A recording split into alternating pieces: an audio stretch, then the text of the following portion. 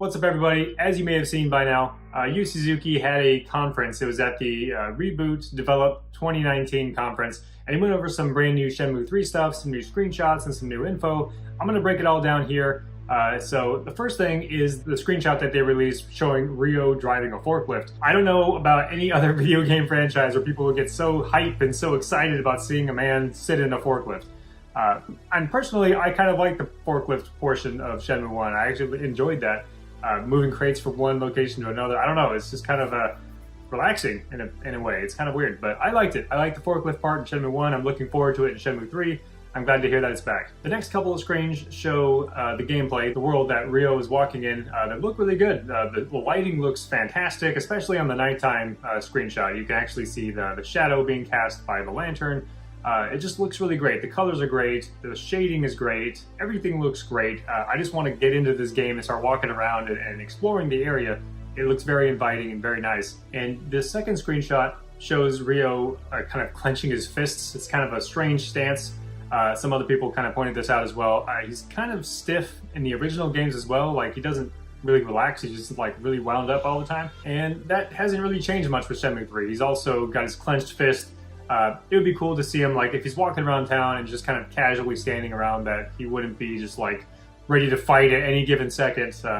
I hope they can change that, but it's not a big deal. It's just a minor thing. One thing that was very interesting to me was the fact that the objects and the whole exchange system that they have implemented into Shenmue 3 really seems to be a more fleshed out system than the previous Shenmue games. So Shenmue 1 and 2, you could get capsule toys and then you can sell them for money and then use that money to buy more capsule toys. And it wasn't really integrated. The games, like, you go to the arcade and you could play games, but they were more for wasting time. Like, okay, I have to be at this spot in 3 hours. What am I going to do until then?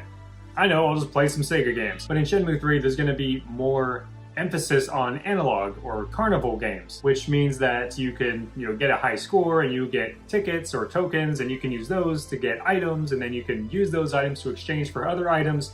And so it's kind of a circular system that they went over in this conference. So it's a very cool system, and there's certain items that you can only get through exchanging or purchasing them. There's no way that you can just stumble upon it in the game or just find it.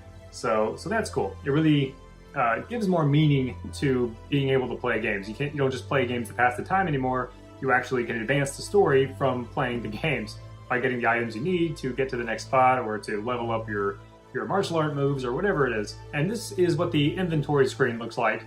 It looks pretty basic, and honestly, I like it. I like the fact that it very much looks like Shenmue. It doesn't look like a redesigned, completely new UI. It very much looks like Shenmue, and I love it. Basic, but it gets the job done. And as you can tell, it has a lot of things that are unique to Shenmue 3 in it, like food items that you have to eat to get your stamina back, clothing and toys and all kinds of cool stuff. I just can't wait to jump into this game and see what all's in it. Bananas confirmed. This screenshot is one that I like, but I've got some problems with it. I think they put it out there just to show players that they kind of kept the same interface and the same UI as the previous Shenmue games. If you look in the top left corner, you see the sell, exchange, cancel menu where you can press like left, right, or down on the D-pad to make your choice. So very much like the old Shenmue games, and I love that. I love the fact that they're trying to keep it as similar or as close to the previous games while also updating a lot of the aspects, so I love it. But the problem is, what's up with this guy's face? Like, look at that. It looks very much unfinished. It almost seems like the shaders on his eyes are not fully implemented or in place yet. Like, the whites on his eyes are pure white. Like, and in real life, the lower half of someone's eyeball is supposed to be dark, or darker at least. Like, there's a shadow because it's a round shape, so whatever's on the bottom should be slightly darker than what's on the top. So this is actually how Londi looked in the 2018 Gamescom trailer. If you go back and rewatch that, his eyes, like the white parts of his eyes, were pure white. And of course, you look at the most recent trailer, he looks way better and much more finished. So I'm hoping that the same thing happens with this particular NPC, or just all NPCs in general.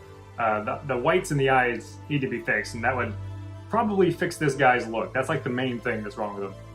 But again, he's just an NPC, so it's not like it's going to break the game if he ends up looking like this. But I do hope they can make that minor tweak just to make it a little bit better. All in all, I gotta say I'm impressed. I like the screenshots for the most part. I would give it I'm gonna give it an A. When you consider the fact that Yu Suzuki's on a very limited budget, has a very limited staff, and is on a time crunch, so to speak, the fact that the game looks as good as it does is pretty amazing to me.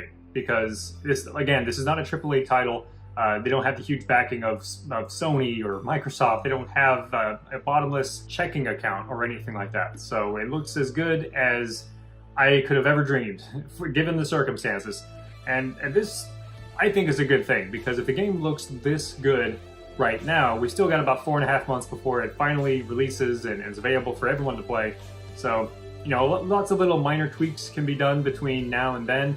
It seems like the game is mostly complete, but they could go back and just kind of tweak some areas or adjust the economy or the system a little bit. So I think that in the end, it's going to be a very good game. Might not be the greatest game in the history of video games, but it's going to be a very, very good game, and it's going to continue the story of Shenmue, which is really all we've ever wanted, is to just see what happens next.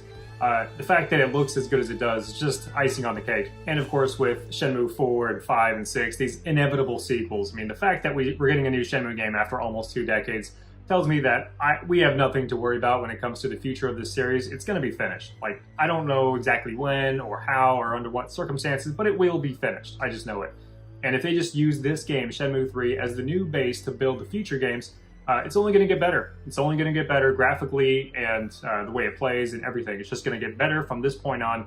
And that's saying a lot, because the first 2 games were really great, and this one is shaping up to be also very great. And whenever the game finally does come out, I am going to stream and record my first hour or 2 of gameplay. But I also will do a full review. And I'm going to be honest. I'm going to be brutally honest about the review. Whether it's, if something is terribly broken in the game, I'm going to say it's terribly broken. I'm going to let you guys know if it's actually worth the full retail price, or if it's a complete disaster, or it's a masterpiece.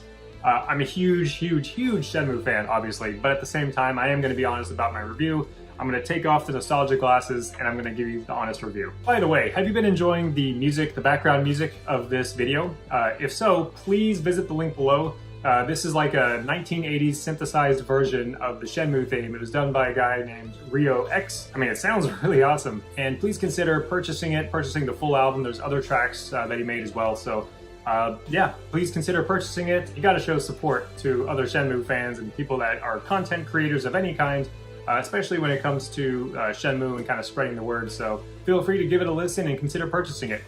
Also, consider purchasing a shirt from my Teespring store. Kind of funny, I have a personal story where I was wearing my I'm looking for sailors t-shirt, and I actually ran into a sailor. He was like, I don't get it. I was like, oh, it's, you know, it's an inside joke. It's from a video game. And he's like, oh, okay, well, I don't play games. I'm not a gamer. So I just thought it was funny. I actually met a real life sailor from wearing that shirt. He was from the Navy. You can also support me by subscribing to the channel. So please consider doing that if you haven't already. And I'll see you in the next video.